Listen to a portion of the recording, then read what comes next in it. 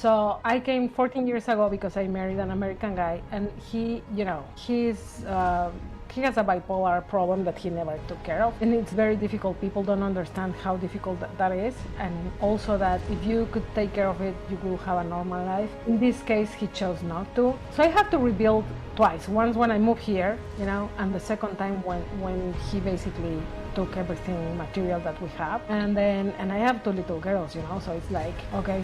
Welcome to Unmute with Priya, the podcast where silence ends, voices rise, and women rediscover the freedom to speak and live authentically, especially in life after 40. This show is proudly sponsored by Project Icon. I'm your host, Priya Sudarsanam. Let's dive into today's conversation. My guest today on Unmute with Priya is Karel Sterling. She's an investor, wealth creator, and author of a new published book, Wealth Unlocked. And today we're talking about rebuilding your life after hitting rock bottom and owning your wealth and resources. Karel, welcome to the show. Thank you, Priya. How are you? Thank you for having me. I am doing great. Excited to have this conversation around investing and money and resources and what that's all about. Yes. My first question to you is, have you always been in this area? Have you always been working in the area of money, investing or resources? Well, long story, my grandfather used to have rental properties in Mexico City. So I grew up with, fixing walls and fixtures and stuff like that. So it's kind of something that I always did. And later I went to engineering school because my dad wanted everybody in his house to be an engineer, which I really enjoyed, because I like numbers.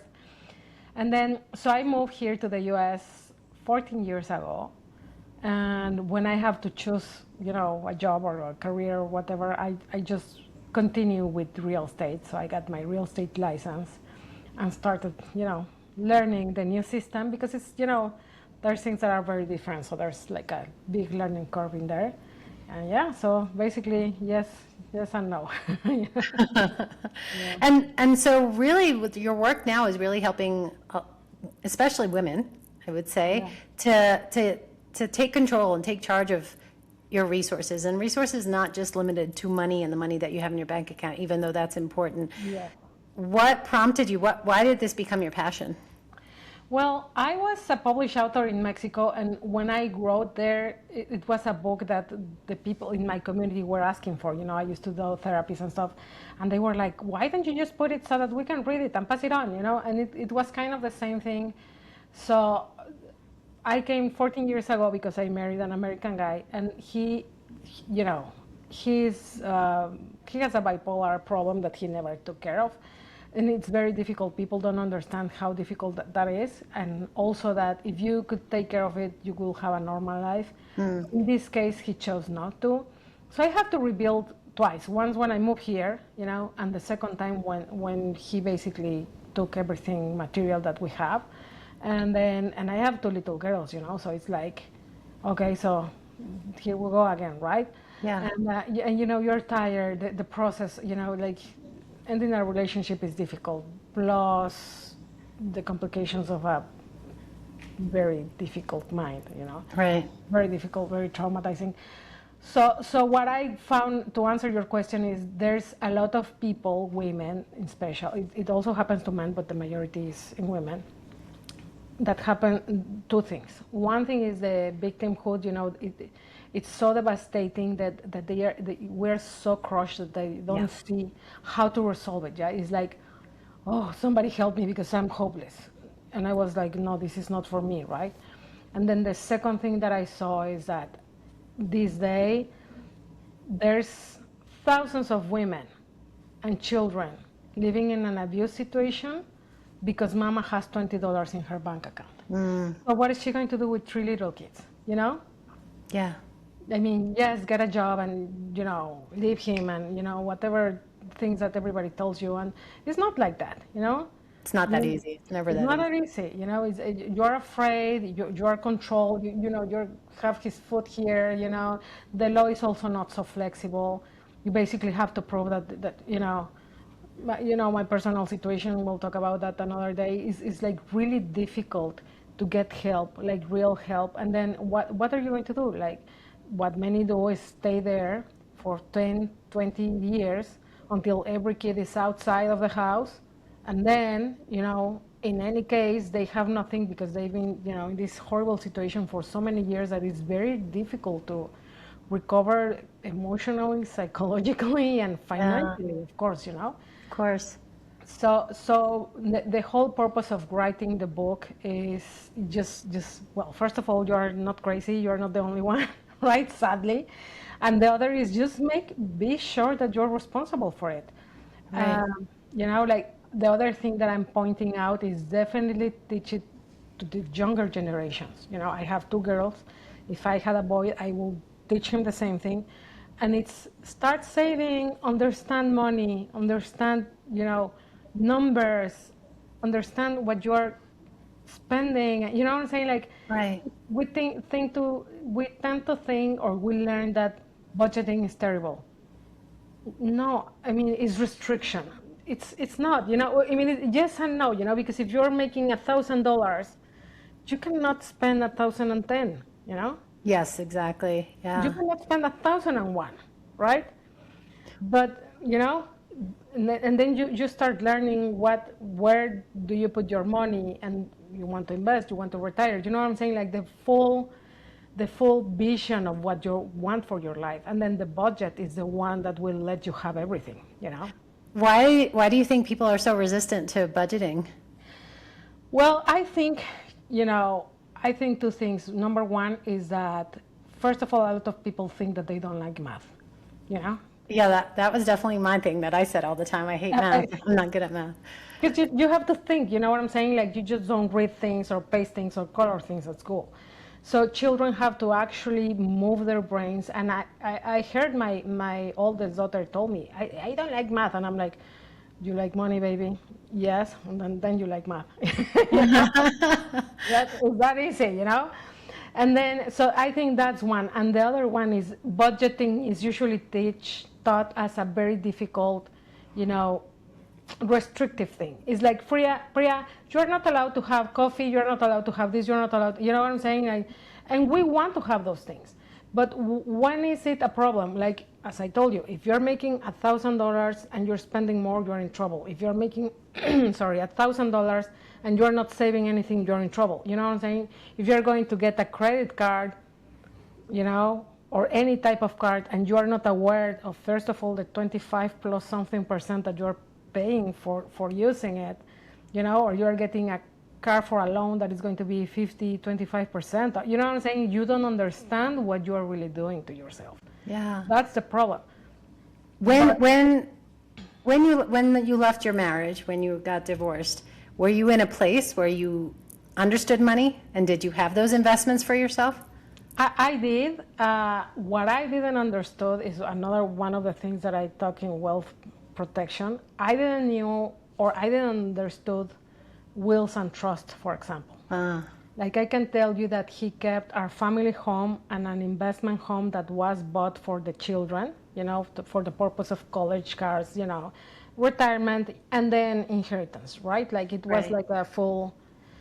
And of course, when he took it, and had I known how trusts work, that property will have been a trust for them, For So your daughters. It wouldn't even be in the conversation for the divorce. You know what I'm saying? Like, they will still have it for themselves. And believe me, I will have make sure that money went to them, right? To the, to an investment fund that is going to, compound interest. You know what I'm saying? Like, for whenever they want a car, school, whatever they need when they are 20, we don't know, right? And then, so he basically took it as part of the parenting deal, which I was very happy, because then they were kind of most with me, and then he was happy because what we wanted was money, but thinking back, now it's like, oh, he doesn't remember, first of all, that it was part of the parenting benefit, And the other is that, I mean, and this is none of my business, but just to give you an example, he changed it for a luxury car. He's now in debt again, so he had no use of the money, Yeah. While the girls could have, like, if I remember correctly, and that exercise is actually in the book, if I remember correctly, without considering the equity of the house and the value of selling it, it would have been like $90,000 at 10 years and more closely like $200,000 Wow. at 30. You know what I'm saying? So, Yeah. you know, would you like your children to have $90,000 when they are college age, you know? So Right. the answer is yes, no? So had I known, so yes, I knew numbers because I grew up investing and doing that. I have to learn the systems here. I was not as savvy back then, you know, because, you know, building permits and everything like that. Right. I know it by hand in Mexico. It's different here. I learned it, I studied it. But what I didn't know, for example, to give you an example, the concept of credit doesn't exist in Mexico, you know? Okay. I think it only, and I may be wrong, it only exists in US and Canada, you know? Wow. think. Okay. But, so, you know, it's like everybody's worried about the credit or people don't even know how to build it. And you can actually build very good credit in 3 months. So in my opinion, it doesn't even give you, it doesn't even validate you as a good payer, in my opinion, you know? It just validates you as the ability that you have to research how to build it and actually build it. Yeah. You know? Yeah. Yeah. Right? But you need it, you know, to get a house, to get a car. You know what I'm saying? You need it for a loan. So I wasn't that savvy then. That's been 5 years, so I've been fully learning in wealth building because I knew the investing part. I already knew it. What I have to learn was different buckets of investing and different protection tools, you know, like LLCs, Right. and trust and stuff like that. Yeah. And this is all outlined in your book, Wealth Unlocked, right? Yeah. Well, the idea of the book is actually tell you if you grab it and you have no idea how to start, read it. It's not detailed. Like the story of the book is, it took me 2 years to write it, and it was probably like 330 pages when I actually talked to the editor, and the editor was like too technical, you know what I'm saying? Yeah. So we clean it out and make it like an easy version that anybody can, like my daughter can read it, right? And it goes like, why is budgeting good, you know? You want to really get into budgeting, there's 1,000 tools online. It's not going to be here. But it definitely explains why, how to start, a couple of tools, you know what I'm saying? Like, it's not a guide to budgeting. It's do this because, you know, if you have It's a guide to unlocking your wealth. Exactly. It's the basic. You know what I'm saying? Like if you have $1,000 and you want to travel to Europe and you want to buy a house and you want to, you know, retire at 50, you know, instead of 75 or whatever, you need to start doing that now, not when you're 70, you know, not when you're 50, right? Right. And that budget is the one that's going to give you the clarity. You see which account can give you more interest. You know what I'm saying? Like, a lot of people say, "Oh, I have a 401k from my work." That's not going to. And do you know how much you have? It's going to save you for a couple of years. You know what I'm saying? Like if you want to retire at 50, you need like 30 years of retirement. You know what I'm saying? Like, and that's something that is going to keep giving you interest. You know, you don't want an end number. You know what I'm saying? So I think there's a lot of misunderstanding on that. Yeah, that was my next question. Is it sounds like this book is going to be is an amazing resource, especially for women who are really questioning, how do I take control of my money? And now it could be post-divorce, it could be your spouse has passed away and you have no clue. And that, even my financial advisor has said that most of her clients are women, and they come in and their spouse has died or they've gotten divorced and they have absolutely no clue how to handle the money because the spouse took control of the money or handled everything. What is the biggest myth that you hear people talking about? I mean, there's a lot on TV and every other commercial is about financial advising. What's the biggest myth that you hear people saying that you know is like, hey, this is not true? I think that the biggest myth is that you need a lot of money to start. That's you don't. You don't. You can actually start an account with $100, you know. Is that account going to be enough for your plans? That's a different story, you know? But you don't need 30,000, 50,000, 200, you know what I'm saying? Like it's you can actually start your your journey with $100. It's not enough, definitely, but it gives you it puts you in there. Yeah. For example, and also you can start learning. The other thing that I have to warn you here is like you have to really know who you are talking to. I have an experience that the first thing that I did when I finally got divorced, looking at the situation, empty accounts, terrible, like 100% Yeah. spender, 0% earner. I want a $5,000 guitar. I want a, no? So I started learning, and of course I started doing nothing until after we signed everything. And the first thing that I did is I opened an account for my daughters, and I wish that I haven't chosen a different company and a different product.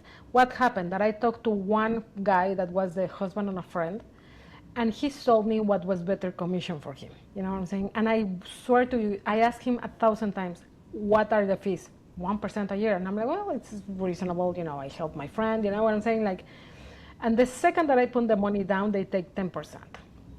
And he's like, oh, well, it's not a fee. It's just what we charge for putting money. And I'm like, no, Yeah. it is a fee, and unless you're going to give me 25% return, this is not worth it, like you're taking 10%. Right. That's a lot, like every, no. So actually, you just make sure that the company that you're working in is more educational than sales pitching, More educational sales pitching. That is great. That's great. Yeah. I think, yeah, and then educating yourself. I think a lot of times we're giving our power away to other people and just saying, okay, you take control of your money, but we really can have, even if it's sitting in an investment account, we can ask questions, even if we have a financial advisor, making sure you ask questions. I feel like talking with you, it's almost like advocating for yourself, just like when you go to the doctor. You have to advocate for your own money as well, and your own wealth, and really ask the relevant questions that are going to keep you empowered about it. Yeah, I mean, really, that financial advisor or any company that you can see online is not going to pay for your bills when you're retiring, right? Yeah. So that's what I'm saying is your responsibility. There's nothing, no one is going to do it for you. It's not going to happen. And then the other thing is that there's a lot of misinformation online, because you know how anybody can copy what you're saying and proclaim themselves special, the number one Priya editor specialized. No, done it, right?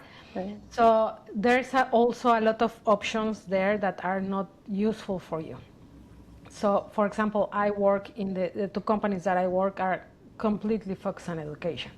You don't have to choose them, but I can tell you that if you work with them, they are going to actually look at yourself and make sure that you're getting what you need and ask what you need to know. So the big difference that I saw with this guy and the educational companies is like, oh, you should get this because and then they send you 300 good things about the product that you should be buying, right? And then you don't know anything, right? So you're going to the experts.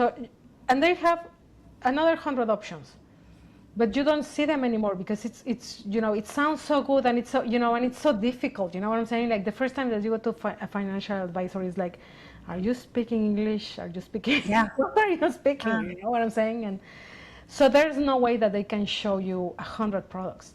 As if you go to somebody that is going to ask you how much you have kids, you have dogs, you have when do you want to retire? Do you have a home? Do you have what is your goal? Oh, okay, well then this is for you. I think that's important, asking what is your goal? Yeah. You talk about these different educational companies and you're right, because if you don't ask the right questions, they are trying to sell you something that you don't even need. I know that I was talking to some company and it made it sound great that it was such a small membership and I was going to get all of these services, and then they were essentially trying to get me to pay money every month that I couldn't even afford for, I think it's called an IUL, life insurance, to protect me when I die or to protect, or long-term care insurance, long-term care. I think that's what it was. And it was about 7,000 or more than 7,000 for the year. And maybe it could benefit people. I'm not putting down the actual product, but what that was is they never asked me, is this what you want? They were telling me this is what you need. And it created a lot of resistance in me that I was like, I don't want to have anything to do with this company anymore. Yeah, and to give you an example, yeah, there are situations where that product is good, depending if you have kids, how old are you, you know, Right. like everything else, right? I will tell you that I'm a real estate investor, so I will tell you that the minimum that you want to have is a term. Let's say that you buy 1 million in properties loans, right? Right. And you have 2 kids or 3 kids or whatever. And then I will recommend the minimum to have that insurance, because you have 3 properties that will be rental income for Right. them when you are gone. But if you are not covering them, you know what I'm saying? Like, Yeah. who's going to pay for those mortgages? If mom or the survivor doesn't know how to take care of them, they are going to lose them, right? But for example, to give you an example, and again, this is not a number, you know, you have to do it on your own circumstances. But if you were if you were like 50, just to give you a higher number, and you will buy a term insurance for 30 years with life benefits, which means of that million, if something happens to you, like cancer, you know, something that you cannot take care of yourself, it's not any disease, you know, like big ones that you cannot bathe yourself, stuff like that, they will give you half then, you know, and then the other $500,000 stays until you die for those properties or for the other purpose that you got it. And you are going to probably be paying around $140 a month, you know, for 1 million for 30 years. That is like paying $30,000 to get a million. You know what I'm saying? It's kind of free money, you know, Yeah. if you die before you are 80. You know, you know what I'm saying? This is algorithms and, you know, mathematicians doing those numbers and stuff. But it's very different. IULs you can use for investing, but you definitely need to be in a different situation, for Exactly. sure. Not for everybody, yeah? Yeah. So let's talk about Wealth Unlocked. The book came out. It's available. Where can people purchase it? Well, I have it in Amazon right now, Okay. working on the other platforms. Great. It takes a little longer, you know, like Amazon is kind of the one that you just put there and the others take Amazing. different formattings and stuff. But yeah, it's definitely on Amazon, and it's called Wealth Unlocked by Karel Sterling.